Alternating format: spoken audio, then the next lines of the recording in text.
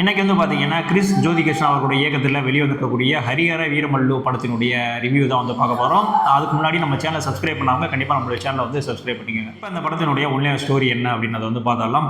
படம் வந்து பார்த்தீங்கன்னா 16ஆம் நூற்றாண்டு முகலாய பேரரசு காலத்தில நடைபெற மாரி தான் வந்து காட்டப்படுது.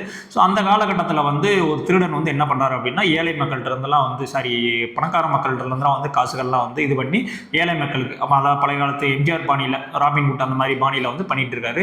ஸோ ஒரு சிச்சுவேஷன்ல வந்து பார்த்தீங்கன்னா, அவர் வந்து இந்த அவுரங்கசீப்பினுடைய மயிலாசனம் இருக்குல்ல, நம்மளாம் படிச்சிருப்போம். ஸோ அதில் இருக்கக்கூடிய அந்த கோஹினூர் வைரம் இருக்குல்ல, அந்த வைரத்தை வந்து எடுக்க சொல்லி ஒரு கமிட்மெண்ட் மாதிரி வருது.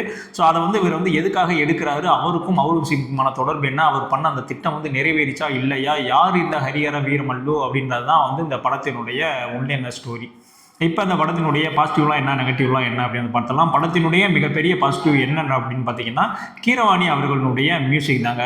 ரொம்பவுமே வந்து அற்புதமாக இருந்துச்சு. அந்த 16ஆம் நூற்றாண்டுக்கே வந்து டோட்டலாக வந்து நம்ம கூட்டு போயிருப்பார். ஸோ அந்த அளவுக்கு வந்து அவருடைய பேக்ரவுண்ட் மியூசிக் ஸ்கோர் வந்து அருமையாக இருந்துச்சு. ஆஃப்டர் பாகுபலிக்கு அப்புறம் சொல்கிறேன். ஏன்னா அதுக்கப்புறம் சந்திரமி 2க்கு போட்டிருந்தாரு. அது டோட்டலாக வந்து மொக்கையாக வருவான். இவருக்கு அப்போ ஆஸ்கார் கொடுத்தீங்க அப்படின்லாம் வந்து ட்ரோல் பண்ணிட்டு இருந்தாங்க. ஸோ இப்போ வந்து இந்த படம் பார்த்த கூட சொல்லுவாங்க, கண்டிப்பாக அவருக்கு வந்து ஆஸ்கார் தரலாம் அப்படின்னு. ஸோ அந்த அளவுக்கு வந்து ஒரு ஒர்த்தான மியூசிக் வந்து கொடுத்துருந்தாங்க. அது மட்டும் இல்லாமல் இந்த 16ஆம் நூற்றாண்டு டோட்டலாக வந்து நம்ம கண்ணு முன்னாடி காட்டினது எது அப்படின்னு வந்து பார்த்தீங்கன்னா, தோட்டா தரணி அவர்களுடைய அந்த ஆர்ட் ஒர்க் தான். டோட்டலாக வந்து பார்த்தீங்கன்னா, அப்படியே அந்த முகலாய பேரரசில் எப்படி இருக்குமோ, ஸோ அதை வந்து அப்படியே வந்து தத்ரூபமாக வந்து ஆர்ட் ஒர்க் பண்ணியிருந்தாங்க. ஸோ அது ரெண்டுமே வந்து அருமையாக இருந்துச்சு. மூணாவதாக வந்து பார்த்தீங்கன்னா, மொத்தமே படத்தில் 4 பாசிட்டிவ் தான், இந்த 3வது சொல்லிடுறேன். ஸோ 3வது வந்து பார்த்தீங்கன்னா, ஸ்டண்ட் சீன் எல்லாமே வந்து சூப்பராக இருக்கும். ஓப்பனிங்கில் அவருடைய இன்ட்ரோ சீனாக இருக்கட்டும், கிளைமேக்ஸ்க்கு முன்னாடி வரக்கூடிய சீனாக எல்லாமே வந்து ஸ்டண்ட் சீன் எல்லாமே வந்து பக்காவாக இருக்கட்டும். அது எல்லாமே வந்து ரொம்பவுமே அற்புதமாக வந்து கொடுத்துருந்தாங்க. 4வது வந்து பார்த்தீங்கன்னா, பவன் கல்யாண் அவர்களுடைய அந்த ஆக்டிங். ஸோ அது வந்து ரொம்பவுமே வந்து இந்த படத்துக்கு வந்து ரொம்ப ஒரு உணர்வுபூர்வமாகவே இருந்துச்சு அவருடைய ஆக்டிங்னு சொல்லலாம். ஆக்சுவலாக பவன் கல்யாண் அவர்கள் வந்து ஒரு 3 வருடம் நினைக்கிறேன், 3 வருஷத்துக்கு அப்புறம் இப்போ தான் வந்து அவருடைய படம் வந்து ரிலீஸ் ஆகுது. அதுவும் வந்து பார்த்தீங்கன்னா, அவர் டெப்டி சிஎம் ஆனதுக்கப்புறம் நடிக்கக்கூடிய ஒரு படம் தான் வந்து இந்த ஹரிஹர வீரமல்லு படம். அது மட்டும் இல்லாமல் அவர் நடிக்கக்கூடிய ஒரு ஃபர்ஸ்ட் ஹிஸ்டாரிக்கல் படமும் கூட இந்த படம். ஸோ இப்போ வந்து படத்தில் வந்து பாசிட்டிவ் சொல்லிட்டேன், இந்த 4 தான் பாசிட்டிவ். படத்தில் நெகட்டிவ்லாம் என்ன இருக்குது அப்படின்னு கேட்டிங்கன்னா, படம் ஃபுல்லாகவே நெகட்டிவ் தான். அதாவது படத்தினுடைய நீளம் வந்து பார்த்தீங்கன்னா கிட்டத்தட்ட 2 மணி நேரம் 45 நிமிஷம் படம். இதில் வந்து அந்த 45 நிமிஷம் வந்து பார்த்தீங்கன்னா, நம்மளுடைய பவன் கல்யாண் அவர்களுக்கு அந்த ஸ்லோ மோஷன் போட்டிருப்பாங்களா, ஸோ அதுவே வந்து இந்த 45 நிமிஷம் வந்து பிடிச்சிருக்கும். ஸோ அவ்வளோ வந்து ஒரு லென்த்தியான ஷார்ட். சின்ன சின்ன விஷயத்துக்கு கூட அவர் சும்மா வந்து அப்படி இறங்கினா கூட, ஒரு குதிரையிலேருந்து இறங்கினாரு, சும்மா நடந்து போனால் கூட அந்த ஸ்லோ மோஷன் போட்டே வந்து படத்தை வந்து ரொம்பவுமே வந்து லென்த் பண்ணிட்டாங்க. ஸோ இதில் வந்து மெயினாக வந்து பார்த்தீங்கன்னா, ஸ்க்ரீன் பிளேல வந்து டோட்டலாகவே வந்து கோட்டை விட்டாங்க. எல்லாமே வந்து பவன் கல்யாண் அவர்களுக்கு அந்த பில்டப் கொடுக்கறது, அதிலே வந்து ஃபோக்கஸ் பண்ணி ஆக்சுவலாக வந்து எதில் வந்து மெயின் ஃபோக்கஸ் இருக்கணுமோ அதில் வந்து டோட்டலாக வந்து விட்டுட்டாங்க. திரைக்கதையில் டோட்டலாக வந்து சொதப்பிட்டு அவருக்கு பில்டப் கொடுக்குற சீன் மட்டுமே வந்து நிறையா ஃபோக்கஸ் பண்ண ஆரம்பிச்சிட்டாங்க. அது டோட்டலி வந்து அவாய்ட் பண்ணி இன்னுமே திரைக்கதையில் கொஞ்சம் கவனம் செலுத்தியிருந்தாங்க அப்படின்னா, இந்த படம் வந்து இன்னுமே ஒரு பிரம்மாண்டமாக, ஏன்னா தெலுங்குல தான் வந்து பாகுபலி ரிலீஸ் ஆகி இப்போ மிகப்பெரிய வெற்றி. ஸோ அந்த அளவுக்கு வந்து அந்த அளவுக்கு ரீச் பண்ணலைனாலும் ஓரளவுக்காவது ஒரு ரீச் வந்திருக்கும். ஸோ அந்த திரைக்கதையில் வந்து டோட்டலாக வந்து சொதப்பிட்டாங்க. ஸோ பவன் கல்யாண் அவர்கள் வந்து அந்த அரசியலுக்கு அப்புறம் வந்து நடிக்கக்கூடிய படம் அப்படின்றதுனால நிறைய அரசியல் வசனங்களுமே வந்து படத்தில் வந்து இடம் பெற்றிருக்கு. ஸோ அது வந்து நம்மளுக்கு கனெக்ட் ஆகலைன்னா கூட அங்கே ஆந்திரா சைட்லாம் வந்து அந்த வசனங்கள் எல்லாமே வந்து கனெக்ட் ஆகும். அப்புறம் வந்து பார்த்தீங்கன்னா, சத்யராஜ் அவர்களுடைய கேரக்டர், ஆக்சுவலாக சத்யராஜ் வந்து டோட்டல் நாத்திகர் அவர். ஸோ ஆனால் இந்த படத்தில் வந்து ஒரு இந்து மதத்தை சேர்ந்தவர், அந்த இந்து மதத்தினுடைய தனித்துவத்தை காக்கிறக்காக போராடுற மாதிரி ஒரு கேரக்டர் கொடுத்துருந்தாங்க. ஸோ அது வந்து ஒரு ஓகே தான், அந்த கேரக்டர் வந்து கொஞ்சம் நல்லா தான் இருந்துச்சு. அடுத்தபடியாக வந்து பார்த்தீங்கன்னா, படத்தில் விஎஃப்எக்ஸ் அப்படின்ற மாதிரி ஒன்று பண்ணியிருப்பாங்க. ஆக்சுவலாக நான் பேசிட்டு இருக்கிறது பேக்கில் இருக்கிறது இந்த க்ரீன் ஸ்க்ரீன் தான்.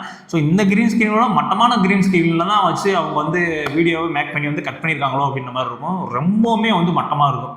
அவர் வந்து ஒரு பாறையிலேருந்து உருண்டு வர மாதிரி ஒரு சீன் இருக்கும், ஓனாய் கூட ஒரு ஃபேஸ் டு ஃபேஸ் பண்ணுற மாதிரியான ஒரு சீன்லாம் இருக்கும். எல்லாமே வந்து பார்த்தீங்கன்னா, இன்னமும் இந்த பழைய தமிழ் ராஜகாளியம்மன் அந்த பழைய படங்கள்லாம் இருக்குல்ல, ராம்கி நடிச்சது, லிவிங்ஸ், அந்த மாதிரியான விஎஃப்எக்ஸ் வந்து இன்னுமே வந்து யூஸ் பண்ணிட்டு இருக்கான்ற மாதிரி இருக்கும். ரொம்பவுமே வந்து மொக்கையாக இருக்கும். இது விஎஃப்எக்ஸ் தான், ஏன்னா இவ்வளோ பச்சையாக எடுத்துடுறீங்க, க்ரீனில் கட் பண்ணுறீங்க, அந்த க்ரீன் கூட இன்னும் ஃபுல்லாக கட் ஆகலையாடா, அந்த அளவுக்கு வந்து ஒரு மொக்கையான ஒரு விஎஃப்எக்ஸு. இத்தனைக்கு இது நிறையா பொருள் செலவுலலாம் இந்த படம் எடுத்திருக்காங்க அப்படின்ற மாதிரி சொல்கிறாங்க. ஆக்சுவலாக வந்து உண்மையிலே வந்து இந்த விஎஃப்எக்ஸ் இதெல்லாம் வந்து நல்லா பண்ணியிருந்தாங்க அப்படின்னா இன்னுமே வந்து ஒரு நல்ல படமாக வந்து இது வந்து வந்திருக்கும்.